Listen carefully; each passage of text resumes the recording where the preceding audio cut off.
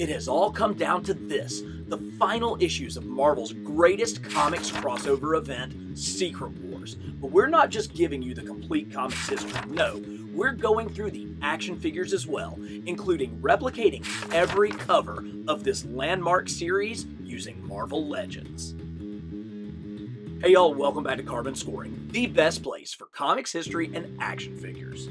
Issue 7 begins with a surprise, the appearance of Spider-Woman. She reveals that the battle world that they are all on is made up of components of many worlds, including the suburbs of Denver, where she's from.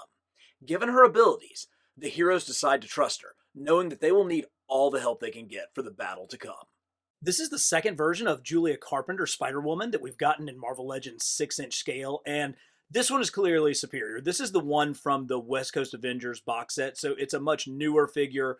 It's completely pinless. It's on a newer female body. And I'm not going to lie, man, this thing is just gorgeous. This is like any 80s kid's dream right here. It speaks to the strength of Mike Zeck's design for the black costume, but there are significant differences between Julia Carpenter's costume and Spidey's costume. One, yeah, the Spidey logo is really close, but Spidey's has like a notch down here where Spider-Woman's comes down to a point. Obviously, the white on the sleeves and the leggings makes a big difference. And of course, the open mouth where you get, those ruby lips, and it just makes it much more feminine. Probably the biggest difference, other than just the superior construction of this Marvel Legends body and, all of the incredible articulation that comes with it, is the hair. Oh man, that hair is just right out of a 1980s Prel ad. Oh, this is just 80s gorgeousness all in one. But as the heroes are settling in, the Wrecking Crew blast through their village in a futuristic tank, tossing out the lifeless body of the Wasp as they plow through. The alien healer Zaja does her best, but it's too late. The Wasp, a founding Avenger, is dead. A rage for vengeance boils over the Allies. But Captain America commands that they stand down, as their vigil watching over the world devourer Galactus takes precedence over revenge. It is an order that not everyone follows. The Wrecker and his Wrecking Crew are some of the hardest to find, most sought after, and most expensive figures on the secondary market. And part of that is because they're just so old. Pile Driver and Thunderball both date back to 2012's Arm and Zola line. They were a running change. I actually got Pile Driver with my shipment from Big Bad Toy Store from that wave, and I had to get Thunderball off the secondary market. Wrecker is not much better. He showed up in the Rocket Raccoon wave, which was incredibly difficult to find back in 2013, and Bulldozer is the baby of the bunch, only being 8 years old in the movie Ultron Build-A-Figure wave. So these are 4 figures. They're a little bit dated. We've got kind of the old hips on some of these. They're a little bit oversized, but man, they make an impressive bad guy display. Meanwhile, a side battle rages between the forces of Magneto and the X-Men and the villains led by Doc Ock. At this point, Wolverine is tired of playing by the rules and takes the most direct route to help his teammate Storm, slicing right through the Absorbing Man's arm in the process. The skirmish ends in a draw, as both sides retreat to their respective bases. Back at safety, Absorbing Man attempts something he has never before tried, reattaching his severed arm. There are some characters that just were made to be toys, and one of those is Absorbing Man. And we've gotten a few different Absorbing Mans through the years, and honestly, they've all been terrific. Even going back to Toy Biz's 5-inch figures, I mean, those things actually were really good. But this Absorbing Man is outstanding. He just looks like the bad guy. That giant bald cranium, that look on his face with the cocked eyebrow. He's got his veins popping out on his chest. But of course, this is a figure that really has the ability to show off his superpower, his ability to absorb any kind of material. So here I've got him with his wrecking ball, or basically his prison ball, and you can see by touching it, he's absorbed the metal. And I really love how that metal look kind of bleeds up into his arm. But since this was a Build-A-Figure, he came with a bunch of extra parts, which is not necessarily commonplace for a Build-A-Figure. But you got an extra head sculpt that has even more of that kind of crazy look to it. I love how the eye turns like golden. I think this is meant to be more of like a stone look, but look at how great that paint app is as it just sort of fades right over the top of his head and it's kind of right there on his chin. That is really good. This, the wooden texture, which pretty dumb if you're wanting to fight, say Wolverine. Of course, obviously, turn into stone didn't help fighting Wolverine either. But the wooden is cool. I mean, it definitely has a completely different texture to it. I love how you can see like the tendons in his fingers coming out, like the little knot on the wood is right there at his knuckle. And you did get a true stone version, which is very different from the metallic version and even has some of that paint splash kind of coming all the way up into, his shoulder area there. So cool. And this one should actually, it goes on this side of the body. So that actually makes sense and fits with this head, which is just a nice touch. Absorbing Man, you get the award for most toyetic figure of the line. As Absorbing Man heals, the Wrecking Crew return to their quarters, where Bulldozer is in for a surprise. The now savage She-Hulk proceeds to beat him to a pulp for what he did to the Wasp. Jennifer makes quick work of the Wrecking Crew, but finds Titania to be a significantly tougher foe. The combined might of the villains proves to be too much, as they stand over the top of the defeated Jade Giantess, ready for the killing blow. Let me tell you, it took a bunch of different She-Hulks to do all of the different cover recreations that I needed the different looks of She-Hulk for. Starting with this one from the 2007 Blob Build-A-Figure wave. She-Hulk is kind of a happy-go-lucky character, and sometimes you need her smiling. And I think this is actually kind of a really great smiling She-Hulk. Yeah, she's got, those 15-year-old crazy ball hips, but she's tall. She's like a really, big figure, so that's actually, kind of works. I think this is one of the strongest She-Hulks that we've gotten despite its age, particularly when you compare it to a She-Hulk that came out in the exact same year, the Savage She-Hulk in the Fing Fang Foom wave. Oh boy, this is what Hasbro started out as. I mean, just, I've actually never even looked at that and probably should never look at that again. I did use this face on one of the covers because I thought it matched pretty well. But man, this is terrible. Look at these elbows. It's that crazy single elbow. Yeah, I used the head because it obviously popped right off. Thankfully, it was on a ball peg so that I could use it. But this little kind of cloth good Savage She-Hulk top, ugh, not great. Now, some of our newer She-Hulks have definitely improved as far as sculpt and articulation, and just the savage nature of this head sculpt is really great.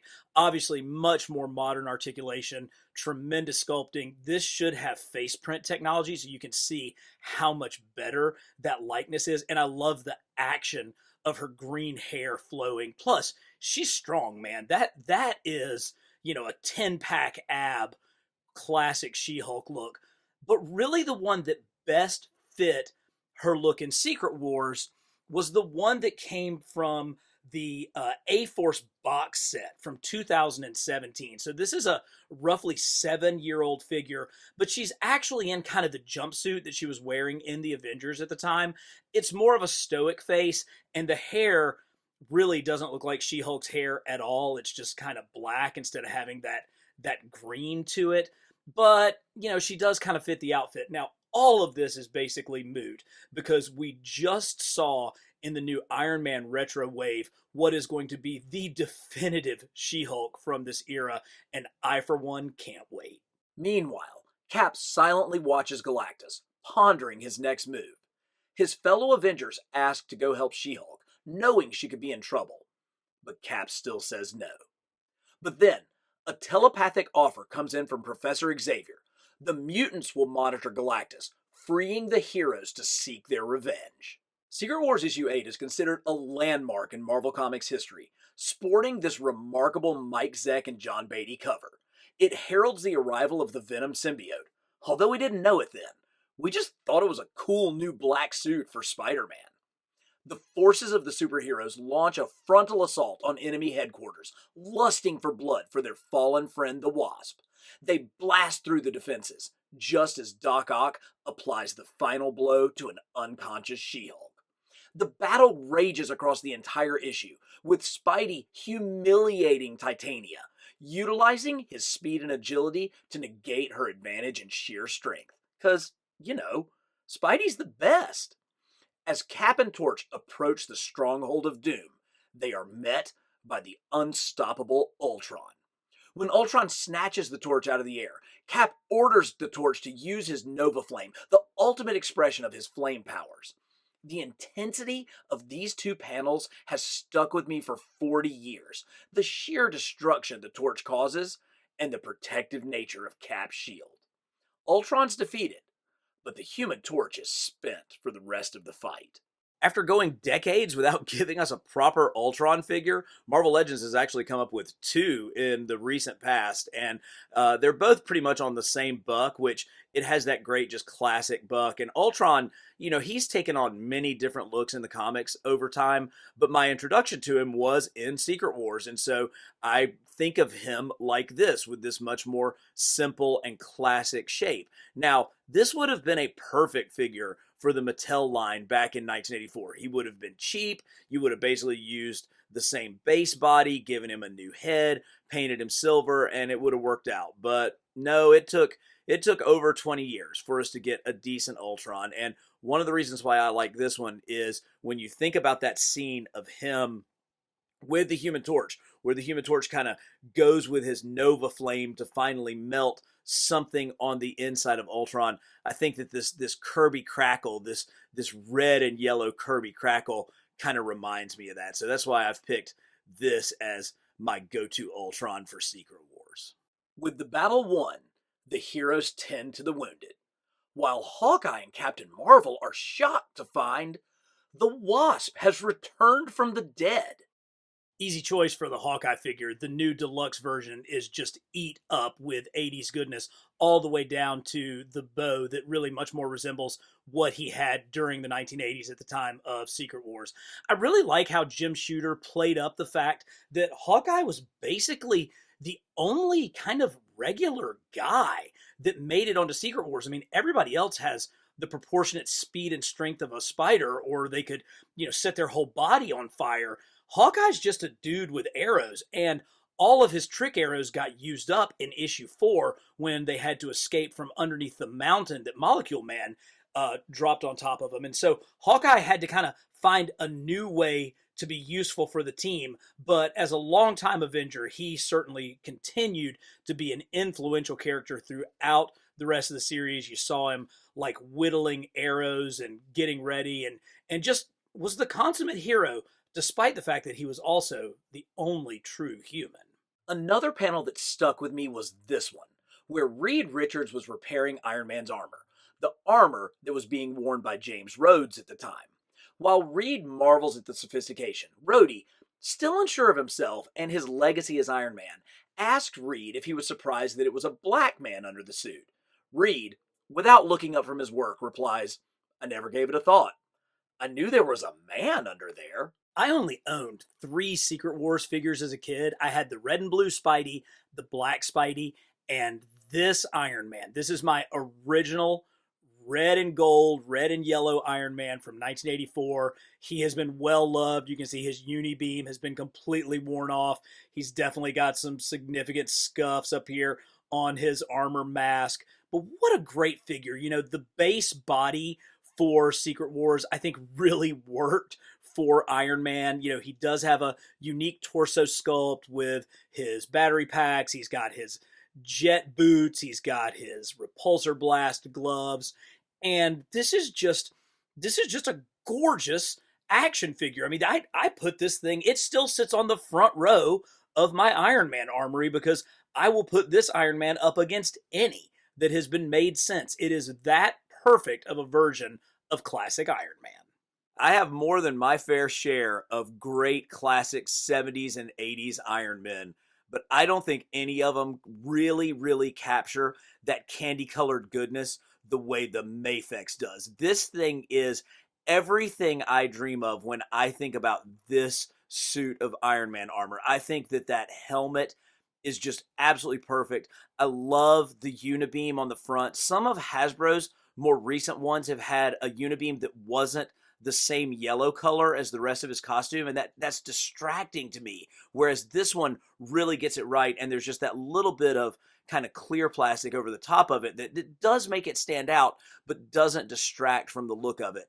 The combination of the yellow and the red that they chose for this plastic is just so good. And of course, he's got all the features that you would expect, including his power batteries. And you can even switch his feet out to little rollerblading feet, because that's what somebody that can fly needs, is roller skates on his shoes. But overall, just the proportions, just everything about this screams classic 80s Iron Man, and it is a worthy successor of our original Secret Wars figure. Then, the turning point. Spidey notices Thor sporting new threads when Hulk tells him there's a machine in the next room that will create any clothing you could think of. So Spidey enters, goes to what he thinks is the costume machine, and a small black blob appears, triggering his Spidey sense, but before he can respond, the wall crawler's life is changed forever. And so is comic history. In what can only be described as marketing brilliance, Mattel was able to get the black suit Spider-Man onto store shelves for Wave 2 of their Secret Wars figures. So you had a Spidey in Wave 1, you had a Spidey in Wave 2, and man, does he look slick. Again, this is one where I feel like the base body works really well for Spider-Man because it's a much more lean, athletic, muscular body, and it looks that much more athletic all in black. This one has a pretty decent Spider logo still. Obviously, they get worn off pretty easily over time. A little bit of a scuff over there to his right eyelet, but I am super proud to have my original black suit Spidey still in my collection. For years, I considered the black suit Spider-Man that was on the Pizza Buck to be the best. It was kind of longer and leaner. It had much larger white eyes, and I still think that it probably best represents a Todd McFarlane version of Black Suit Spidey. But when we're talking about 80s Spidey, when we're talking about the Mike Zeck Spidey that premiered in Secret Wars, you've got to go with the retro cardback version. First off, the eyes are much more in line proportion-wise with what we saw in the 80s. He has the perfect spider emblem, and this frame on the retro Spidey body, it's a little bit more compact, it's a little bit more muscular than the pizza Spidey body, and I think it does. It looks much more like what you saw Spidey looking like throughout the 1980s. I still absolutely love this body frame for I think mostly because of how much crunch, how effective that crunch is, and how this ball joint, this ball diaphragm really lets Spidey get into some unbelievable poses. This is one that, I still use the retro red and blue Spidey for most of my photography, and there's a great reason why. Now, this is on an older body. It does still have pins, but that's pretty, it's really a non-factor on black suit because everything blends seamlessly. I love this figure more than I thought I ever would, because I really thought I would never replace the Pizza Buck Spidey, Black Spidey, but for 80s, mid 80s, Ron Friends, Mike Zeck time frame, this is the go-to. With the 9th issue, the battle shifts into yet another phase as the final plan of Galactus begins to take shape. Such a great cover to see the combined forces of Marvel's greatest heroes united at last against a common foe. The X-Men begin the assault, with no success. The main Marvel heroes soon join in, with similar results. Richards ask the forces to yield to Galactus. He has reasoned that if Galactus wins this contest and is granted his desire by the Beyonder, then his insatiable hunger will be ended and billions of future lives would be saved. Just as Reed tries to convince his allies that surrender and death would be for the greater good of the universe, he disappears. Richards is transported aboard Galactus's world ship, where he comes face to face with the Devourer of Worlds himself. Secret Wars issue 1 hit stands, and it wasn't like all of the rest of the Marvel Universe just stopped for a year. Basically, things went right back to the status quo the very next month in their books while the story of Secret Wars ran. So you kind of knew some things that were going to happen at the end of Secret Wars because you were reading the books at the same time. And the Fantastic Four books at that point were written and drawn by John Byrne, the man who redesigned their costumes to look with the blue and the white, which is often called the Negative Zone costumes because they switched over to this when they returned from an adventure in the Negative Zone. And John Byrne is somebody who truly understood Reed Richards. He made him the hero by his nerdiness. His intellect was the thing that made him so great. And this recent retro card back, Marvel Legends, Reed Richards, is kind of the definitive version of this costume. But it's not the one that I feel like best represents the Secret Wars storyline. No, for that, you've got to go back to 2007, one of the earliest Hasbro waves to get this monstrosity. This is the Reed Richards in the John Byrne costume that was in the Ronan the Accuser Build-A-Figure wave. Yeah, he's got bendy wire arms. He's got legs with articulation. He's got big feet to allow him to stand. Of course, there's a bendy wire in this abdomen. This is the best realized, fully stretched out Reed Richards we've ever gotten. Now, the face is of its era. You know, this thing is, 15, almost 17 years old now, and you can kind of tell it there. I wish that it was on a ball peg because I would obviously switch it out for the more recent one. But overall, this is a great character. And if John Byrne understood that Reed's intellect and his humanity were such a crucial part of the character, Jim Shooter, the writer of Secret Wars, he got it as well. And Reed, despite not really doing anything as a superhero, was clearly one of the leads and one of the leaders in this book, and it was all based on the fact that he was the smartest guy there. Look, this thing is truly amazing. I mean, it is an absolute masterpiece of action figure art.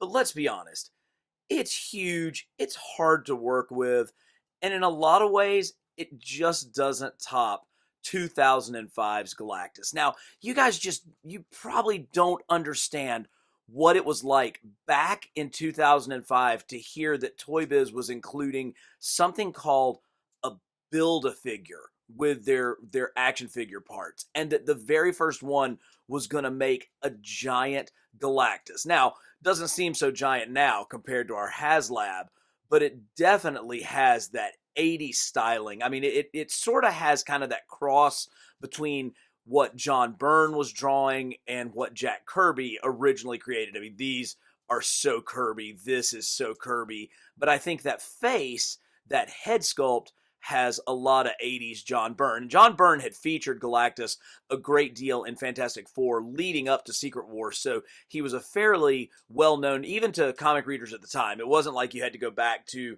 the 60s stories of Stan Lee and Jack Kirby to understand it. But Galactus plays a pretty dadgum vital role throughout all of Secret Wars, and he has that little touch of humanity in the book when he and Reed are talking, and Reed asks about Sue's pregnancy, and of course, because the story is happening after what had happened in the timeline, we kind of know how that one's going to end. But it gives Galactus, who is just this giant force of the universe, just a touch of humanity. And it's those little touches that really separate this book from other just silly events. So let's go with 2005 Galactus.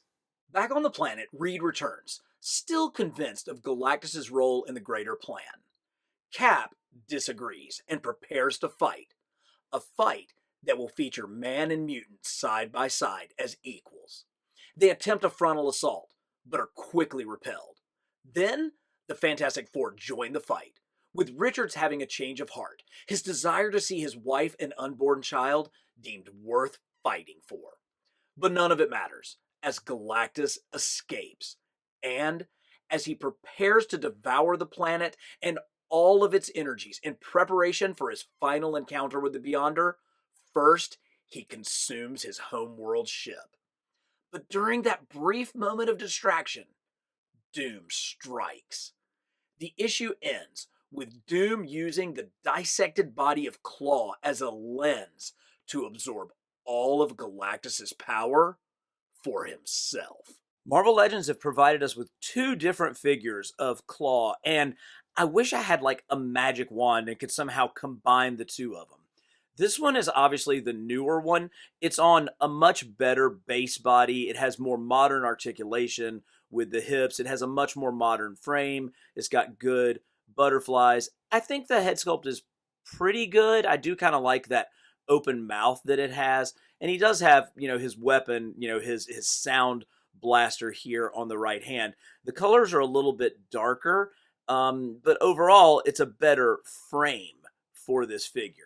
But in so many ways, I actually prefer this original one. I like the colors better. I like the way that the red and the purple really bounce off of each other that much harder. This Sonic Blaster, I think, is much more accurate to the comic look of the 1980s. I think that this is the one that best represents what we saw in Secret Wars.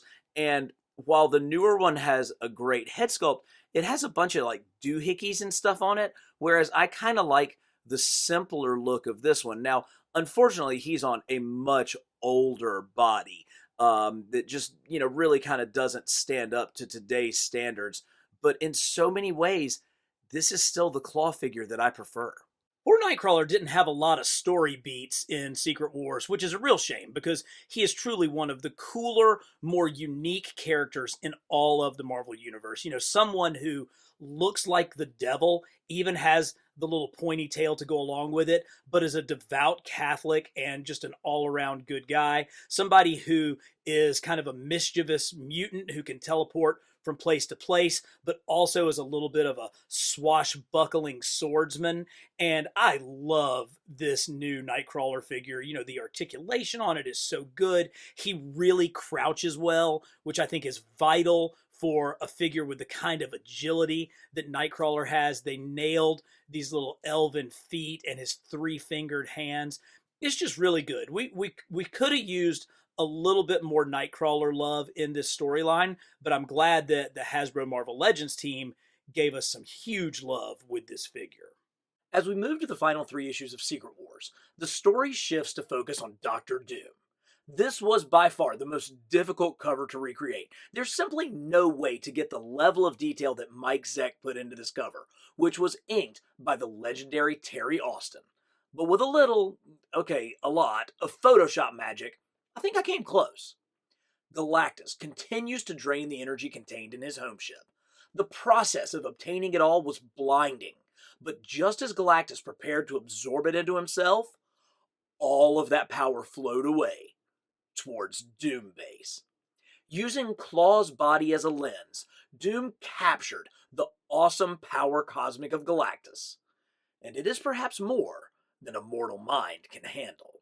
The heroes race to the scene, with Magneto using his mastery of magnetism to transport them in a damaged ship. This leads to an encounter that not only shaped my understanding of the Marvel Universe, but made a point greater than expected for disposable kids' entertainment. The tensions between humans and mutants had been building throughout the series.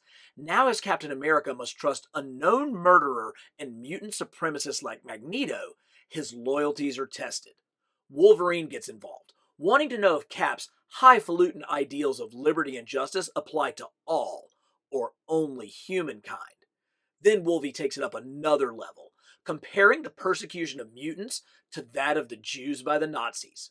When Cap responds that nothing justifies terrorism, Wolvie says something that has stayed with me for 40 years. He says, "Terrorist?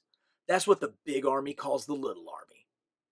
Comic books are a medium that can address difficult topics, and with this one 6-panel segment, it impacted how I saw the world from then on. But before we hand Jim Shooter the Pulitzer Prize for Literature, comics can also sell toys, as Doom uses his newfound powers to create a brand new set of armor, one that toy maker Mattel had demanded as part of their partnership. And with it, he began his assault on the Beyonder, a battle of such ferocity that it began to tear the fabric of space itself. Doom advanced, but even the omnipotent power of the cosmos was no match for the Beyonder, and Doom fell. Yet even as he lay broken and defeated, barely hanging on to life, he woke. Ignoring the pain, he continued to fight back against the Beyonder. The force of their conflict shook the foundations of Battleworld, destroying Doom Base in the process. Cap ordered everyone out, while he went to the basement in a desperate attempt to free the captured villains below. He was joined by Wolverine. The two struggled to save those who had just tried to kill them. The heroes came to a much better understanding of each other, with Wolvie realizing that Cap's ideals apply to all, heroes and villains, humans and mutants alike. It's hard to overstate just how important this brown suit Wolverine figure is. At the time, Marvel's licensing efforts had really always surrounded Spider-Man, Captain America, and the Hulk. The secondary characters, even characters like Iron Man, were really completely unknown to the general population. But X-Men comics were hugely popular, and Mattel paid attention and included Wolverine in the first series of figures. Now, he has these snap-on claws. Mine are the silver. I think there was also a version in black that maybe is a little bit more rare. They pop right on and off his wrist. I think that's a good compromise for what we're going for here. They're actually super long, which is kind of cool, but it's a pretty doggone accurate looking Wolverine figure. And yeah, he's the same height as Captain America. You're just going to have to let that go. They made Wolverine in 1984. Marvel Legends have produced a ton of great Wolverine figures over the years, including some really good ones in the brown costume, which is what Wolvie was wearing at the time of Secret Wars. But for my cover recreations, I kind of cheated. I went with the Mafex Wolverine, partly because this articulation is just so good. I mean, he can crunch and crouch.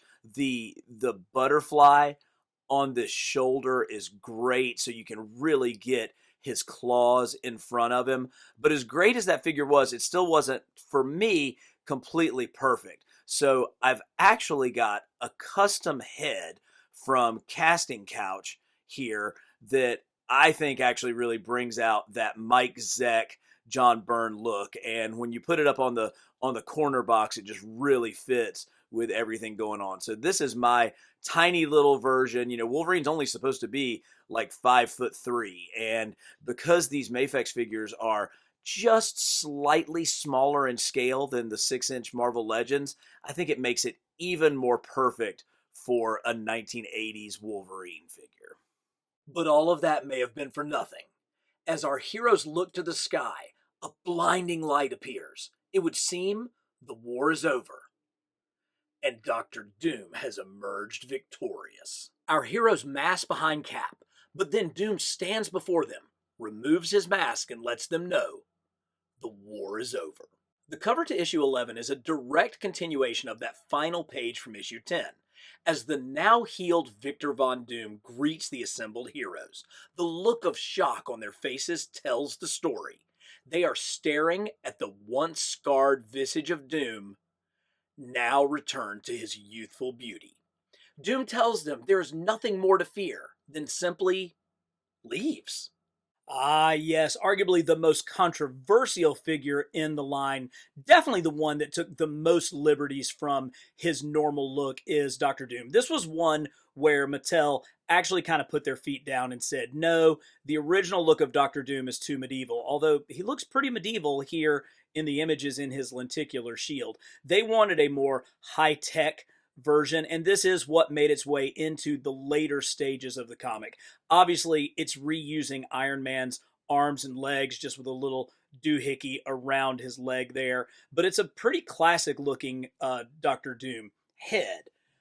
And then when it was redone, I actually think I was more excited when this 2-pack was announced for the Captain Marvel figure, our first true Monica Rambeau Captain Marvel figure. But now that I have them both in hand, I really love this Doctor Doom. I mean, he was so great to be used for recreating those covers of those final 3 issues. You had to have this figure in order to do that. And this is one where I think reuse of parts is not only completely appropriate, it's honoring the tradition. Iron Man arms, Iron Man legs, added a little doohickey. Boom, you've got your Secret Wars tech Doctor Doom. But thankfully, Hasbro did take it kind of to the next step. You can easily pop this head right off. He comes with a mask down, and you get the unscarred, healed face of Doom. And it's a completely new head sculpt. It definitely captures that confidence of Victor Von Doom, the godlike Doom that we saw at the end of this series. Just an all-around great figure, one that, paid homage to action figure history by reusing parts, but gave us something completely new. And I'm hopeful for something along this level of quality in an upcoming Secret Wars line. Speaking of leaving, Molecule Man simply scoops up the Denver suburb that had been transported to Battleworld, and he and the remaining villains head back to Earth. But hey guys, we still have 2 issues left in this series. I don't think things are over quite yet. So while the Hulk sleeps, a mysterious force comes over him.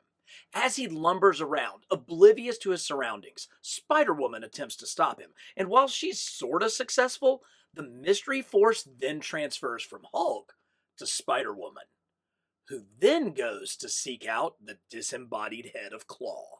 Up next, Doom summons the remaining participants of the Secret Wars to his newly constructed Tower of Doom. Okay, at this point we're running out of issues, and we have to get all the toy plugs in here somewhere. In a display of his near limitless power, Doom reconstructs Kang, whom he disintegrated back in issue 4, and then sends him back to his proper time stream. If it were only always that easy to get a retcon. Then he offers our heroes their any desire. To their credit, they decline. But as they're leaving, Cap realizes that Spider-Woman is not with them, so he returns to the tower to find her, where he encounters Doom again, and sits down and tries to gain a better understanding of how Doom will handle his new godlike status. While this is going on, Spider-Woman passes on the mystery force to Claw. Our heroes have some decisions to make. The X-Man Colossus had fallen under the spell of the healing powers of the alien Zaja, and he was contemplating remaining with her, but he's psychically called to return by Professor Xavier. Colossus was one of the founding members of the new X-Men back in Giant Size X-Men #1, and as such, he is sporting a gorgeous Dave Cockrum designed costume. This is the one from the Juggernaut 2-pack. Sure, we've had a number of other Colossuses, even the really cool one going back to the early Toy Biz Marvel Legends days, but none of them compare to this. I mean, this guy has got the kind of heft that you expect from our Russian farm boy. He's really selling the metallic look, not only with kind of the stripes through the metal, but the sheen of this paint and just how solid that jawline is. Oh, and that hair coming down into that little widow's peak. Colossus kind of had a goofy storyline throughout Secret Wars. Like, he didn't really get used that well. He mostly was kind of a foil for the X-Men and for the Zaja alien. It kind of put him in a bad spot because he was dating Kitty Pryde at the time, and they actually kind of got him out of trouble with that, saying that it wasn't that he truly was in love with Zaja, it was just a manifestation of her healing powers, because, Pete's a good guy, and I don't want to think about him cheating on Kitty Pryde with a crazy white-haired alien woman. But what I do want to think about is getting this figure back downstairs in my secret lounge so that I can have him on display with the rest of my new X-Men. With everyone now reunited, Captain America shares his concerns with Doom becoming all-powerful. Richards agrees, both noting that the first thing a godlike Doom did was repair the scars on his face, a sign his human frailties remain. Cap puts the matter to a vote. They unanimously decide to go after Doom. But as the final votes are cast, a bolt of power rips through the room, instantly killing everyone. We have done it. We have come to the final issue of Marvel's first, and I still believe greatest crossover miniseries event. But with our heroes destroyed and defeated, Will this issue simply be a victory lap for an all-powerful Doom? Face front, true believers, there is far more to come. But boy, oh boy, things look pretty bleak to start as we begin with the image of Captain America's indestructible shield shattered into pieces. We're given a quick aside to our villains as they speed home along with the suburb of Denver that they're traveling on.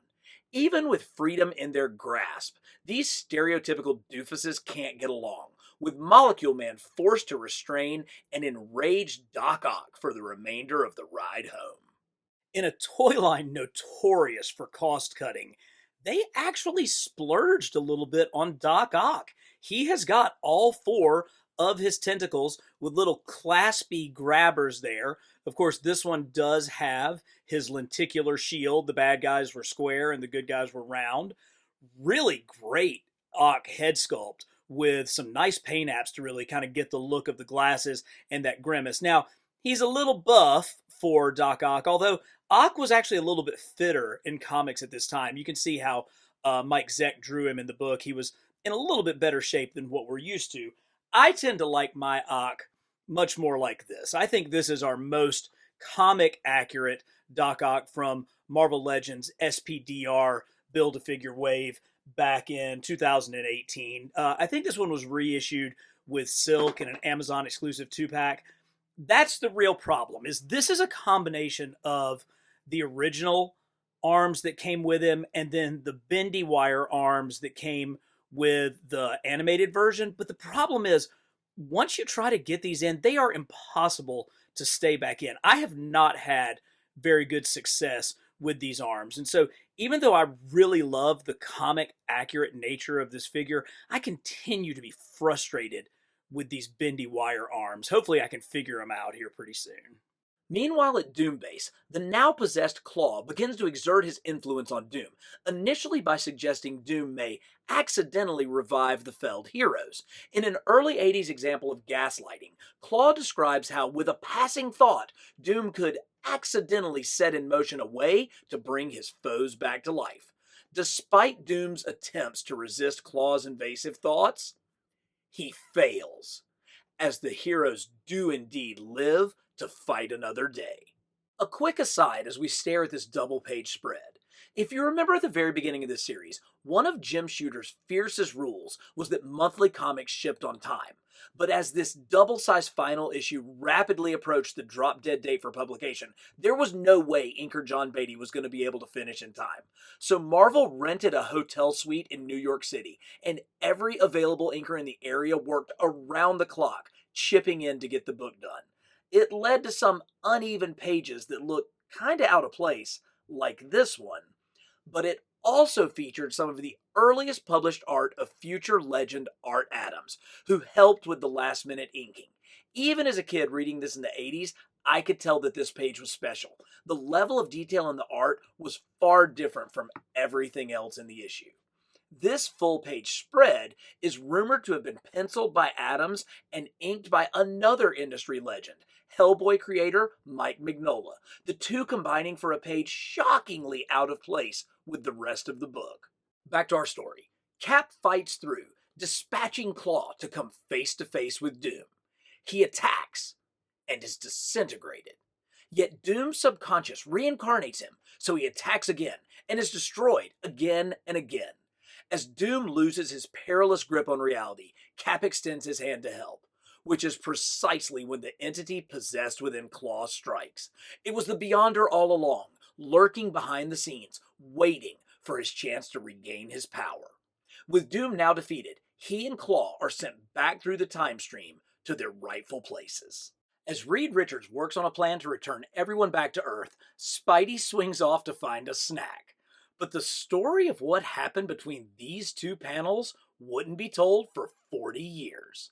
As a part of the 40th anniversary of Secret Wars, in 2024, Marvel published a 4-issue miniseries titled Secret Wars Battle World, The entire story taking place between these two panels and featuring all of the characters who were in the original 1984 Mattel toy line but did not appear in the original comic miniseries. It was a fantastic way to bring both the toy line and the comic full circle, and it gives us a perfect opportunity to look at those 80s action figures we haven't seen yet. Wave 2 of Secret Wars did feature Black Suit Spidey, but the remainder of the wave was a little bit of a mixed bag. Now, you could kind of understand why Daredevil might be a choice. He was just coming off of the incredible Frank Miller, Klaus Janson, highly acclaimed comic run, and for comic fans, Daredevil was pretty hot, but obviously he didn't appear in the comic.